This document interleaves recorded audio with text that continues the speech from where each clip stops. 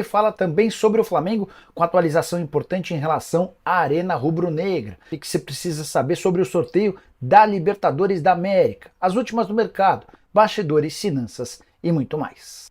Bora falar agora sobre a Libertadores e o sorteio dos times. Detalhe importante, serão 7 brasileiros, cada um num grupo diferente. A gente não vai ter 2 times brasileiros no mesmo grupo, o que aumenta as chances de o Brasil ter todos os representantes na próxima fase. O presidente da Conmebol, antes do sorteio, anunciou um prêmio histórico para o campeão da edição de 2024, 5 milhões de dólares a mais na comparação com o que faturou o Fluminense em 2023. Serão 23 milhões de dólares ou 115 milhões de reais apenas pela vitória na final. Prêmio estratosférico. Bora contar sobre cada um dos grupos, vou tentar resumir de forma rápida. Fluminense caiu no grupo A com o Cerro Porteño, que tem o goleiro brasileiro Jean, o zagueiro brasileiro Eduardo Brock e o atacante também brasileiro Edu Brock e Edu, ex-jogadores do Cruzeiro. O Alianza Lima, em fase ruim, também faz parte dessa chave, completa o Colo-Colo, que é só o terceiro colocado no campeonato chileno, e tem Arturo Vidal e Leonardo Gil, o Vidal ex-Flamengo, Leonardo Gil ex-Vasco. São Paulo está no grupo B, ao lado de Barcelona de Guayaquil, terceiro colocado no grupo do Palmeiras na Libertadores do ano passado. Está ao lado do Talleres, que eliminou o Tricolor na pré-Libertadores de 2019 e hoje é o terceiro colocado do seu grupo lá no torneio argentino, e também do Cobresal, time que joga numa altitude de 2.300 metros em meio ao deserto. O Grêmio está no grupo C com o Estudiantes, terceiro colocado do seu grupo na Argentina, e Strongest, que chegou a vencer o campeão Fluminense na Libertadores da América do ano passado graças à altitude, e também o Huachipato, que é décimo colocado no campeonato chileno. Botafogo no grupo D, ao lado da LDU. Os times foram rivais na Sul-Americana com 2 empates em 0-0 no ano passado. Tem também nesse grupo Júnior Barranquilla, que é o atual campeão colombiano, embora esteja em quinto na edição de 2024. E fecha o grupo Universitário, campeão peruano, dirigido por Fabian Bustos. Bora para o grupo do Flamengo, o grupo E. Fla pega o Milionários da Colômbia, só o 15º colocado na edição desse ano, 12 pontos conquistados em 12 jogos. O Palestino, quinto colocado no campeonato chileno, time que vem da pré-Libertadores, além do Bolívar, que faz parte do grupo City, tem a altitude a seu favor e que passou como vice-líder do grupo do Palmeiras no ano passado. Já o Palmeiras está no grupo F, com o Independiente Del Valle, bicampeão da Sul-Americana recentemente, títulos em 19 e 22, além da Recopa de 2023, vitória contra o Flamengo na decisão. Além do Palmeiras e do Del Valle, esse grupo ainda tem o São Lourenço, que vive fase ruim, a pior pontuação entre os times argentinos no campeonato argentino, entre todos aqueles que vão participar da Libertadores desse ano. O último integrante do grupo do Palmeiras, o Liverpool do Uruguai, que não deve colocar medo em ninguém. Bora contar agora sobre o Atlético Mineiro no grupo G, com o Peñarol, que é o cabeça de chave, vem de 7 vitórias seguidas sob o comando de Diego Aguirre.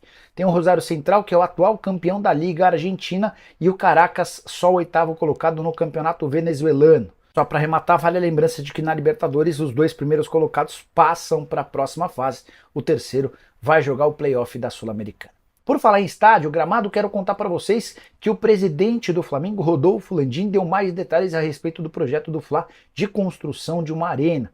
O Flamengo pretende ter um estádio para mais ou menos 100 mil pessoas no gasômetro na região central do Rio de Janeiro. No último dia 9, inclusive, o Flamengo levou à Caixa o projeto. A tentativa de convencer a Caixa a fazer um valor menor pelo terreno para que o Flamengo possa dar início à sua obra.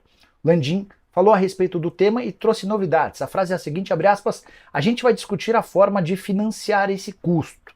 Temos defendido que é preciso fazer captação do dinheiro com aportes e buscar sócios estratégicos, mas que não façam parte do estádio propriamente dito, como forma de não operar ou onerar as receitas que o Flamengo vai ter com o estádio. O que o presidente está querendo dizer com essa frase bonita? O Flamengo admite a necessidade de ter parceiros ajudando no investimento, senão ele vai precisar deixar de investir no departamento de futebol para gastar cerca de 2 bilhões de reais para a construção de um estádio. O caminho para que o Flamengo tenha esse parceiro e não precise tirar dinheiro do futebol é a transformação do clube numa SAF e a venda de um percentual, que pode gerar entre 15%, 20% e 25% das ações do clube. Detalhe, nada a ver desse parceiro com o estádio. O parceiro vai entrar com um caminhão de dinheiro para se tornar sócio, para ter um percentual da SAF do Flamengo. De olho em arrecadações da SAF do Flamengo, o rubro-negro entende que com o estádio vai bater com alguma facilidade números bem superiores a esse 1,2, 1,3 bilhão de reais que ele tem sido capaz de faturar por temporada. Nicola, fala do Mundial de Pesca Submarina ganho pelo Flamengo. Não tenho capacidade para isso, mas quero falar um pouquinho sobre a Libertadores Sub-20 conquistada pelo Fla nesse final de semana. O rubro-negro ganhou pela primeira vez em sua história esse torneio, 5 jogos, 5 vitórias, vitória de virada na final contra o Boca Juniors, primeiro gol do Schola, segundo gol do Lohan, que são as duas principais joias. Não, o Lohan é a principal joia e o Schola tem crescido de produção. Esse é um menino nigeriano de 19 anos de idade, está emprestado só até a metade do ano. Hoje de manhã eu conversei com o empresário dele, o Diogo Silva, da WebSoccer. Ele perguntei, Diogo, como é que está essa história? E o Diogo me contou que o CSKA o procurou, prometendo uma proposta de 500 mil dólares. Muita gente publicou que o valor da proposta será de 700 mil dólares, o Diogo me falou em 500 mil dólares. Essa proposta deve ser repassada assim que apresentada ao time dele, Remo Stars, lá da Nigéria. E o Flamengo vai ter a oportunidade de cobrir ou não a proposta. O contrato de empréstimo do Flamengo com o Remo Stars pelo Schola, que é um atacante nigeriano de muita velocidade de drible, termina na metade do ano, e a previsão de compra era de 450 mil dólares por 70% dos direitos econômicos. Vídeo para tudo que é lado, todo mundo esperando, porque olha aí, Marcos Braz dormiu também. Olha aí, Vanderlei Nogueira. Não fui só eu que peguei no sono. Vamos lá, mas tem mais. Ele e o presidente. O presidente pode estar olhando alguma coisa no celular, mas ele tá com o olhinho fechado. E tem craque também mundial. Olha aí. Todo mundo dormindo, sonequinha. No sorteio da Libertadores, aquela palhaçada. Eu acho que eles precisam explicar por que tem tanta gente ali. Aí tem discurso patético, aí tem cada pessoa que sobe no palco fala 10 minutos, e aí a gente fica assim, a gente fica com um soninho, a gente bota o tapador, a gente dá uma dormidinha, tranquilo, mas o sorteio foi bom para os brasileiros. Aí foi. Tirando o Grêmio, eu acho que o Grêmio se lascou um pouquinho. Agora, o Flamengo tem a altitude, mas são adversários bem mais fracos. O Flamengo provavelmente líder absoluto do grupo.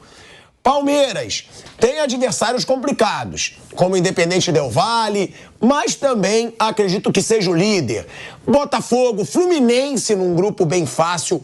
O Botafogo deu sorte, porque o Botafogo poderia cair no grupo de brasileiros aí. E cai no grupo da LDU, que eu acho que seria bem mais fácil do que Flamengo, Palmeiras e outros clubes como o River Plate, que eram cabeças de chave. Então, no geral, eu acho que o sorteio foi bom para os brasileiros. O Flamengo reclama muito da logística, né? Que vai ter que pegar altitude, inclusive vai para a Colômbia entre uma final e a outra com o Nova Iguaçu, mas é aquilo. Um elenco como o do Flamengo bota o reserva para jogar com o Nova Iguaçu e vai para a Libertadores em um dos jogos. Então a gente tem muita coisa para falar aí. Tem o Palmeiras cruzando com o Independente Del Valle, que é um adversário chato, mas que também deve ser aí o líder do seu grupo. Boa tarde, Bruno Prado. Boa tarde, Vanderlei Nogueira. Boa tarde, Mauro César Pereira. Mauro, falando sobre o sorteio, né, dessa Libertadores, você concorda comigo? Acha que foi um sorteio positivo para os brasileiros ou não? O microfone do Mauro ainda está fora, então eu vou chamar o Bruno e o Vanderlei para ver o que vocês acham sobre essa situação dos clubes brasileiros na Libertadores. E outra, Mauro César não viu, acho que você gostaria de ver, Mauro César, que eu abri o programa assim, ó. Olha aqui. Dormindo por causa da monotonia do sorteio da Libertadores com o presidente da Conmebol falando 15 minutos. Eu não sei se já voltou o microfone dele. Não, tá ruim ainda. Bruno Prado, Vanderlei Nogueira. Na teoria foi, sim, um sorteio bom, porque os times brasileiros hoje têm mais dinheiro, são mais fortes, mas depende muito, assim, de quem estiver jogando bem. Porque o Palmeiras, ele cai num grupo difícil. Eu acho que o grupo do Palmeiras, na teoria, era um grupo difícil. Mas o Palmeiras é um time forte, é um time que joga bem quase sempre, joga no seu ritmo, na maneira dele. É um time muito competitivo. Então, mesmo caindo num grupo difícil, Eu acho que o Palmeiras não vai se enrolar, né? O Del Valle, São Lourenço, não é um grupo tão tranquilo. Mas por ser o Palmeiras e por ser um time que tem essa regularidade, eu acho que ele vai passar sem grandes problemas. Ele, inclusive, pegou o Del Valle em 2021 e ganhou lá em Quito. Ganhou os 2 jogos, ganhou lá em Quito, na altitude, e ganhou aqui. Então, por ser o Palmeiras, eu acho que ele não vai ter esse problema. Aí outros têm um grupo que depende. O São Paulo está num grupo em que, se ele estiver bem, ele não deve ter problema. Mas o São Paulo não está bem. Se o São Paulo estiver jogando mais ou menos isso que está jogando agora, um pouquinho melhor, ele pode se enrolar. O São Paulo tem um grupo chato porque tem o Tajeres Barcelona. E tem o Barcelona de Guayaquil. Não, Cobressal não dá. Não, Cobressal não. Mas o Tajeres e o Barcelona, se o São Paulo, se fosse o São Paulo tivesse que jogar essa semana em Guayaquil com o Barcelona, não acredito que o São Paulo agora venceria um jogo em Guayaquil, ou pelo menos sofreria bastante. Então, depende muito de como os times vão estar. O Atlético Mineiro é um time que ainda não jogou bem, mas tem um potencial para jogar. Botafogo, eu concordo que por ser um time do pote 4, ele caiu num grupo bom dentro do possível. Tem a LDU, que é um adversário mais difícil. A LDU estava no grupo do Botafogo na Sul-Americana do ano passado e a LDU passou em primeiro, o Botafogo ficou em segundo. Mas acho que dentro do que poderia ser para um time que estava no último pote, tá bom. Acho que... E o Fluminense, apesar de serem times tradicionais no grupo do Fluminense, são times que têm ido muito mal. O Cerro Porteño... E não tem altitude, né? O Fluminense tem esse bom, são viagens curtas. Sim. O Cerro Porteño, de vez em quando, passa para as oitavas, mas o Colo-Colo, ele normalmente não tem passado. O Colo-Colo, ano passado, caiu para o Deportivo Pereira na fase de grupos. Ele estava no grupo do Boca e do Deportivo Pereira e foi eliminado. E o Aliança, ele venceu um jogo ano passado, mas ele não vencia um jogo assim de Libertadores. Tinha mais de 30 jogos que ele não vencia. Ano passado ele ganhou do Libertad um jogo. Então acho que o Fluminense, apesar de serem times tradicionais, que jogam bastante a Libertadores, ele talvez tenha sido o que se deu melhor aí, nessa questão viagem, adversário, esse combo todo aí, acho que foi o que se deu melhor. Vamos lá, passando os grupos, tá? Fluminense, grupo A, Fluminense, Cerro Porteño, Alianza Lima do Peru e Colo-Colo do Chile. Grupo B, que aí eu concordo com o Bruno, eu acho que o São Paulo pode se complicar um pouco, mas eu acho que passa. São Paulo, Barcelona de Guayaquil, Tajeres da Argentina e Cobressal do Chile. Grupo C, esse pra mim é o pior pros brasileiros. Grêmio, o do Grêmio. Grêmio Estudiantes, que é um baita gigante do futebol argentino. The Strongest, que tem altitude, e o Huachipato. Grupo D, LDU, Júnior Barranquilla, Universitário e Botafogo. Eu acho que o Botafogo pegou um grupo ótimo. Botafogo podia cair no grupo de Palmeiras, de Flamengo, de Fluminense, caiu aí no grupo da LDU. E um grupo que não é tão difícil até pelos outros participantes do grupo. Grupo E, Flamengo, Bolívar, Milionários e Palestino. Milionários da Colômbia, Bolívar da Bolívia, ou seja, tem altitude nesses 2 jogos, e o jogo contra o Milionários vai ser entre o primeiro e o segundo jogo da final do Carioca. Palmeiras, no grupo F, com Independiente Del Valle do Equador, que é sempre um adversário chato, San Lorenzo da Argentina e o Liverpool do Uruguai. Grupo G, Peñarol, Atlético Mineiro, Rosário Central da Argentina e Caracas da Venezuela. Também não é um grupo tão chato do Atlético Mineiro. E o grupo H, River Plate, Libertad do Paraguai, Deportivo Táchira e o Nacional do Uruguai. O Mauro já está com o microfone. Mauro, Vanderlei, o que falar sobre esses grupos? Realmente é positivo? Foi um sorteio positivo para os brasileiros? E qual brasileiro, na opinião de vocês, que tem o mais difícil ou o grupo mais fácil? Eu acho que não tem como ser negativo, realmente negativo, porque o time brasileiro tem mais grana, como falou o Bruno, tem jogadores melhores do que a média, são 2 vagas por chave, então acho que não é tão complicado. O Palmeiras pegou uma chave que é uma chave um pouco mais encardida, mas eu acho que pela força do time e regularidade ele deve passar em primeiro. O Flamengo só tem como adversário de verdade a altitude, e o Bolívar tem que ter cuidado. No passado eliminou o Atlético Paranaense, foi um time que avançou, né? Então vamos ver como é que vai estar. É um time que aproveita melhor a altitude do que os times da Colômbia, até porque a diferença é de 1.000 metros a mais, né? 2.600 e poucos metros em Bogotá, 3.600 e alguma coisa lá em La Paz. Então os jogos lá na Bolívia são mais complicados. Sorte do Flamengo que a estreia é contra o Milionários em Bogotá e não contra o Bolívar na Bolívia, que seria pior, né? Esse jogo já é mais adiante. Acho que o Fluminense pegou uma chave com times que tem torcida, né? Tem bastante torcida, mas Não são times muito brilhantes. O Colo-Colo é o maior amarelão de Libertadores que tem. Isso que o Bruno lembrou aqui do Deportivo Pereira é só mais uma da lista de fiascos do Colo-Colo, que é o time mais popular do Chile. São Paulo pegou uma chave que eu acho que ele vai brigar ali com o Barcelona e com o Talheres por 2 vagas. Acho que os 3 brigam por 2 vagas. Grêmio vai brigar com o Estudiantes e Strongest por 2 vagas. O Huachipato deve ser o último. Lembrando que o Strongest, se vencer todos os jogos em casa e ganha do Huachipato, faz 12 pontos. Ele pode se classificar. E aí o Grêmio ou o Estudiantes vai dançar. LDU, Júnior e Botafogo, o Universitário acho que vai ser a carne assada do grupo. Acho que o LDU, Júnior, Barranquilla e Botafogo, os 3 brigam por 2 vagas. Você acha que o Júnior briga também de igual para igual com o Botafogo? Briga, sim, com certeza sim. É um time competitivo no futebol colombiano que joga toda hora Libertadores Sul-Americana, é frequentador do torneio. É um lugar muito quente, um lugar muito calorento, o outro tem altitude. LDU é altitude e é difícil, sempre tem bons times. Flamengo eu já falei, eu acho que o Bolívar é mais chato, Milionários nem tantos. Milionários nunca passa da primeira fase, nem da fase preliminar. Jogou com o Fluminense há 2 anos, aí perdeu, foi eliminado na fase preliminar, depois o Olímpia eliminou o Fluminense. E o Palestino, que está até bem colocado no Campeonato Chileno, está só começando, mas é um time de pouca torcida. O Flamengo foi eliminado da Sul-Americana 2016 pelo Palestino, já tem esse currículo aí ridículo, né?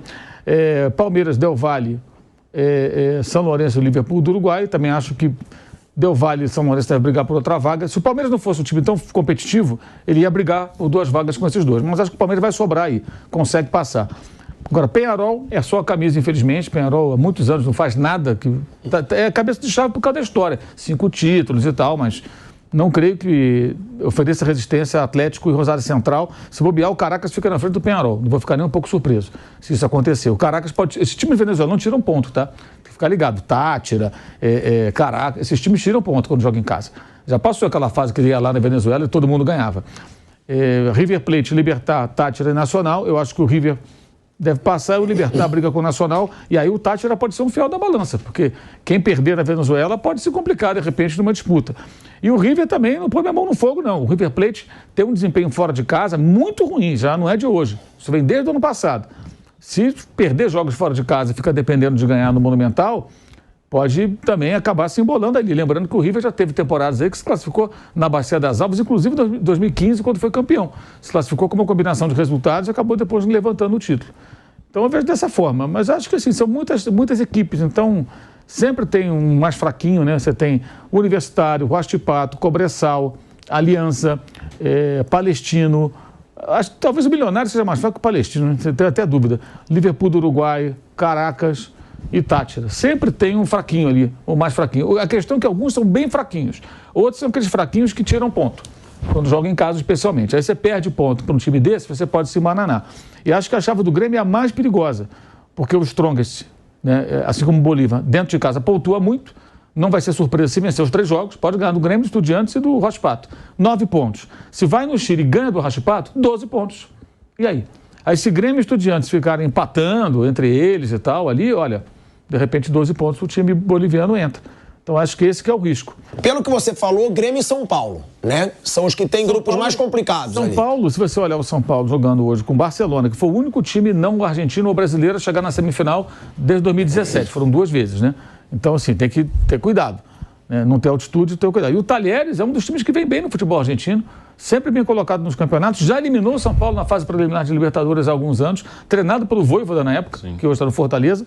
Então, acho que ali é 3 brigando por 2 vagas. E aí tem o Cobressal, que deve ser a carne assada do grupo. Agora, os 3 ali devem brigar. Até porque a gente está falando de um São Paulo que acabou de ser eliminado pelo Novo Horizontino.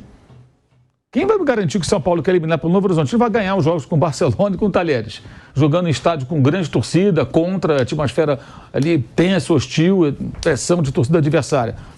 Não dá para ter certeza disso com esse São Paulo. Ao contrário do Palmeiras. O Palmeiras deve ficar uma chave, em tese, chata, mas o Palmeiras é muito firme, muito seguro, faz campanhas seguidas na Libertadores, sempre com muita autoridade, pegou chaves fracas, enfia a mamona, ganha de goleada, pega agora um pouco mais difícil. Então, assim, acho que tem essa questão também. A gente não pode olhar só para a camisa, tem que olhar para o momento de cada time. O Grêmio não tem mais o Soares. Eu não tenho a menor ideia se o Grêmio vai ser tão poderoso assim quanto os Estudiantes e Strongest. Ele pode se complicar contra essas equipes, e aí pode ter problema. E o Botafogo também, acho que é uma briga de 3 por 2 vagas. Acho que no São Paulo, Grêmio, Botafogo, estão ali naquela situação em que 3 times brigam por 2 vagas. Esses brasileiros e mais 2. Agora, o Fluminense acho que vai passar. Flamengo passa, Palmeiras passa, acho que com mais autoridade. Atlético Mineiro passa também. Atlético acho que também. O Atlético deu muita sorte de pegar o grupo do Peñarol. Né? Como eu falei, o Peñarol é a camisa. Mas fora a camisa, a história, cara, o Peñarol há muito tempo não faz nada. O Nacional, que está lá no grupo do River, ainda faz algumas campanhas interessantes. Já veio aqui, já eliminou Corinthians, já ganhou do Palmeiras aqui, empatou com o Palmeiras, não me lembro agora. Ganhou. Né? Ganhou do Palmeiras aqui. Isso em tempos recentes. Então o Nacional consegue fazer boas campanhas até. Já fez jogo duro com o Inter, agora com o Flamengo, isso nos últimos, está pegando aí, os últimos 15 anos. Agora o Peñarol há muito tempo não faz nada. Né? O Peñarol fica na fase de grupos, às vezes não vai nem para a Sul-Americana. Então o Atlético acho que deu sorte ali. Agora tem o Rosário Central, né? Que é um time que acho que deve brigar por uma segunda vaga junto com o Atlético. O Atlético também fazendo ressalva, o Atlético também está com problemas lá, né? Perdeu agora para o América Mineiro, então, quase ficou fora da final. Vai ser esse também, a gente tem que ver isso também. O momento dessas equipes. E elas vão jogar verdadeiras maratonas. Os times que vão fazer agora finais de campeonato e que vão depois estrear na Copa do Brasil, eles vão fazer em 64, 65 dias, em torno de 19 partidas. Por 4 competições. Campeonato Estadual, quem é finalista, né? Campeonato Brasileiro, Libertadores e Copa do Brasil. Porque durante essa fase de grupos da Libertadores, teremos os jogos do dia 1º de maio e 21 de maio.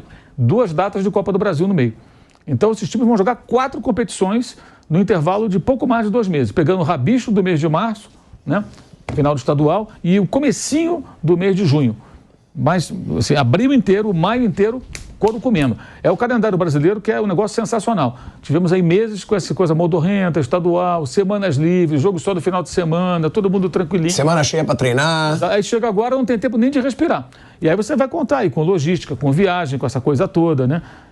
O Fortaleza, que está na Sul-Americana, vai fazer fase finais de estaduais, joga a Copa do Nordeste, joga a Copa do Nordeste, o Brasileiro, Copa do Brasil, vai jogar com Boca, vai jogar lá na Bolívia também na altitude.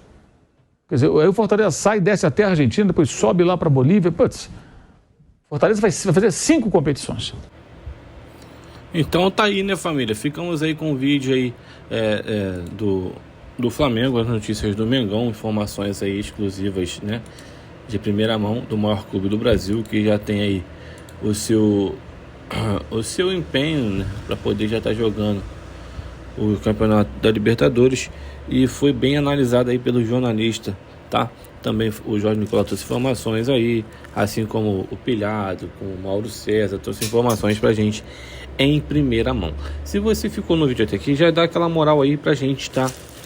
Sempre postando vídeo do Mengão, então eu peço desde já para você dar aquela inscrição aí no vídeo aí no canal, para fortalecer legal o nosso trabalho de estar trazendo vídeos diário aí do maior clube do Brasil. Então desde já peço a colaboração para você dar essa moral aí pra gente aí em primeira mão. Valeu, rapaziada, a gente vai ficar por aqui agora, nos veremos no vídeo da tarde, e um grande abraço no teu coração. Tchau, tchau, valeu, rapaziada, fui.